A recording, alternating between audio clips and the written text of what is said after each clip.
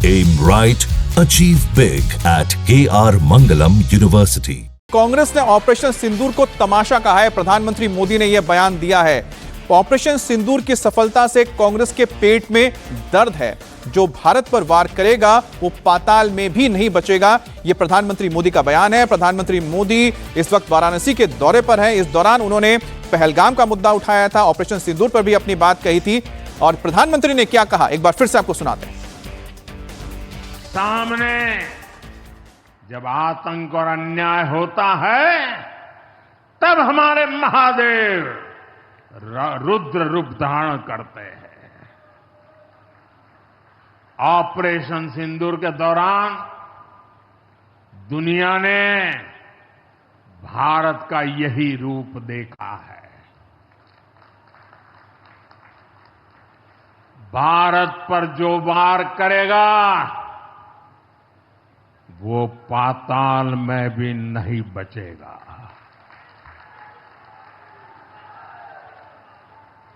लेकिन भाइयों बहनों, दुर्भाग्य से ऑपरेशन सिंदूर की सफलता पर हमारे देश के कुछ लोगों को भी पेट में दर्द हो रहा है। ये कांग्रेस पार्टी और उनके चेले चपाटे, उनके दोस्त इस बात को पचा नहीं पा रहे कि भारत ने पाकिस्तान के आतंकी ठिकानों को तबाह कर दिया। मैं मेरे काशी के मालिकों से पूछना चाहता हूं, भारत की ताकत से आपको गर्व होता है कि नहीं होता है?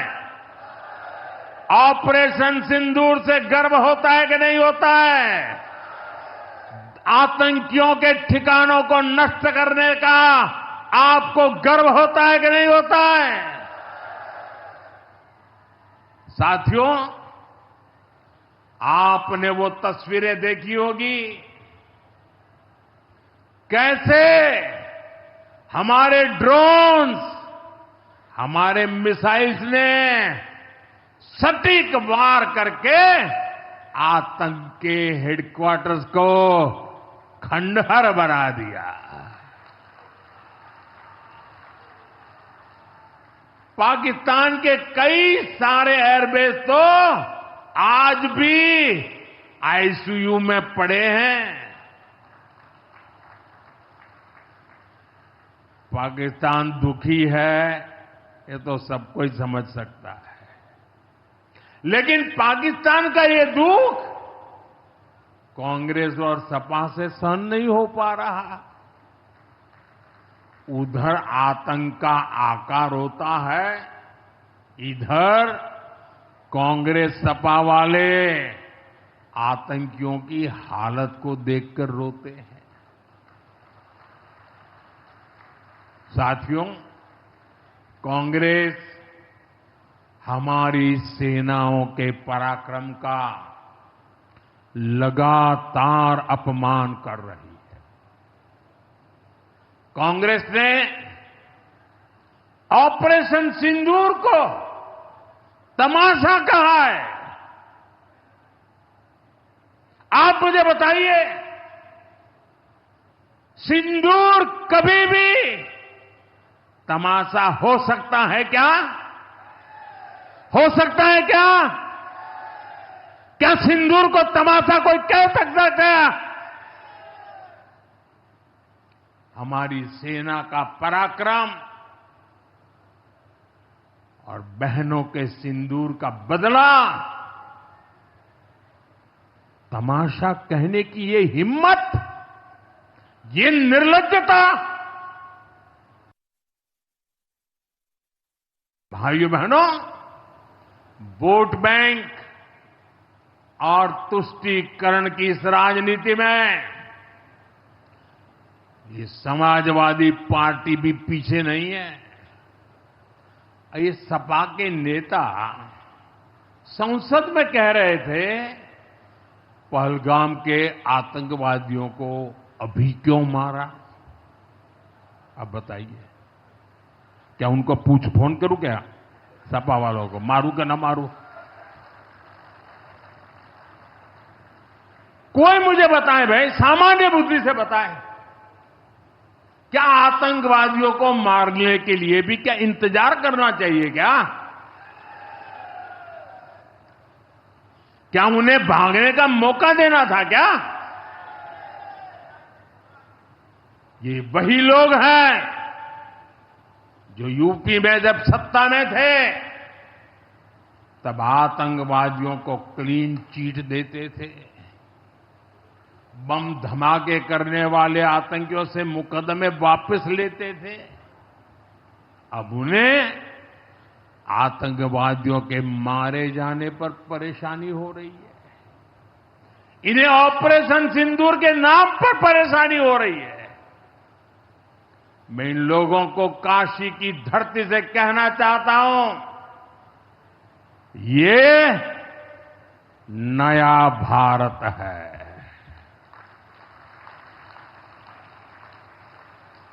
ये नया भारत भोलेनाथ को भी पूजता है और देश के दुश्मनों के सामने काल भैरव भी बन जाता है।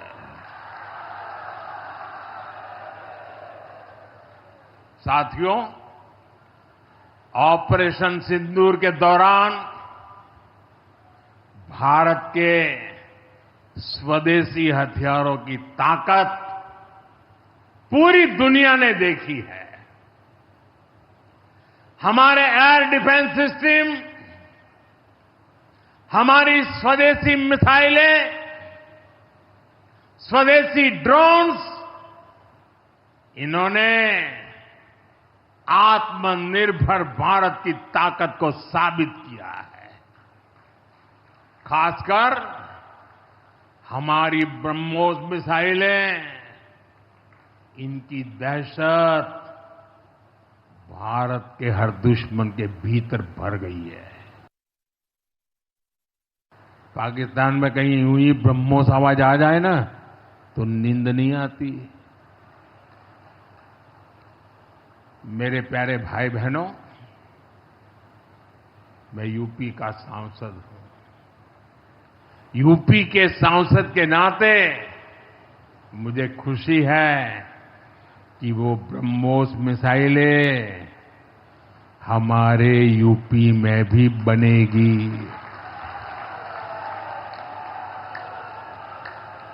लखनऊ में ब्रह्मोस मिसाइल की मैन्युफैक्चरिंग शुरू हो रही है। यूपी डिफेंस कॉरिडोर में भी कई बड़ी डिफेंस कंपनियां अपने प्लांट लगा रही है। आने वाले समय में यूपी में बने हथियार, हिंदुस्तान के हर भाग में बने हथियार भारतीय सेनाओं की ताकत बनेंगे। मुझे साथियों बताइए, जब ये आत्मनिर्भर सैन्य शक्ति की बात सुनते हैं, आपको गर्व होता है कि नहीं होता है? जरा पूरी ताकत से हाथ ऊपर करके बताइए, आपको गर्व होता है कि नहीं होता है? गर्व होता है कि नहीं होता है? बोले हर हर महादेव। अगर पाकिस्तान ने फिर कोई पाप किया तो यूपी में बनी मिसाइलें आतंकियों को तबाह कर देगी।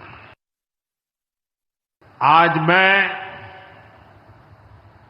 ऑपरेशन सिंदूर के बाद पहली बार काशी आया हूं।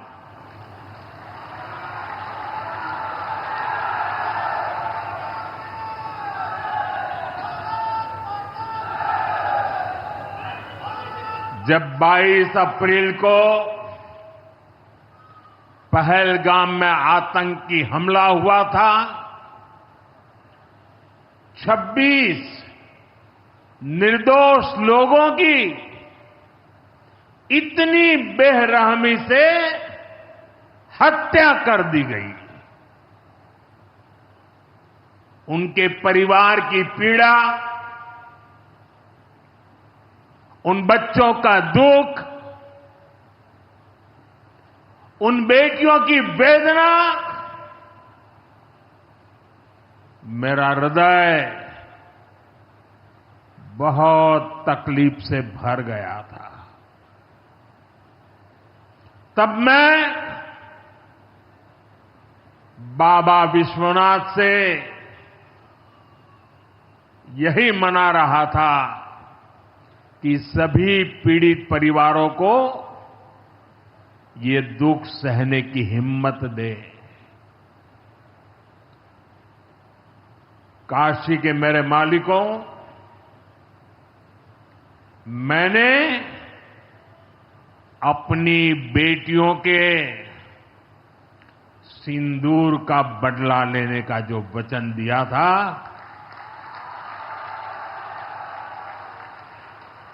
वो भी पूरा हुआ है। ये महादेव के आशीर्वाद से ही संभव हुआ है। मैं ऑपरेशन सिंदूर की सफलता को उनके चरणों में समर्पित करता हूं। देश की एकता की हर बात नई चेतना जगा देती है, और तभी तो ऑपरेशन सिंदूर सफल होता है।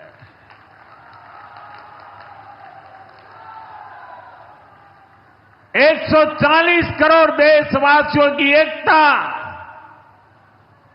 ऑपरेशन सिंदूर की ताकत बन जाती है। साथियों, ऑपरेशन सिंदूर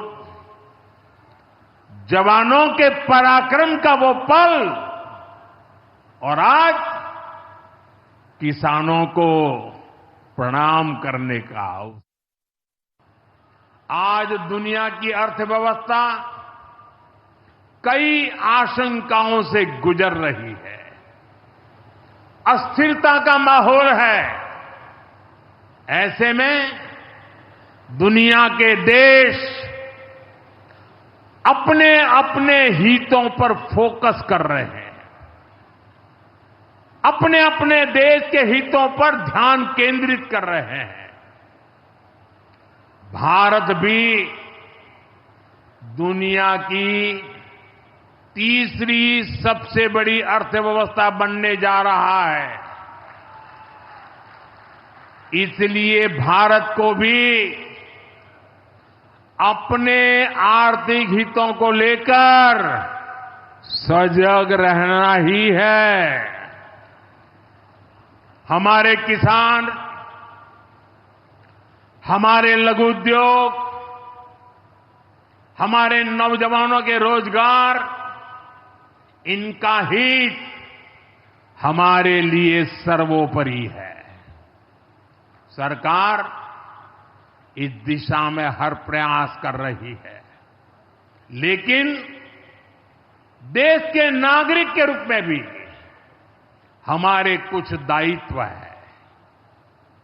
और ये बात सिर्फ मोदी नहीं, हिंदुस्तान के हर व्यक्ति ने दिन में हर पल बोलते रहना चाहिए।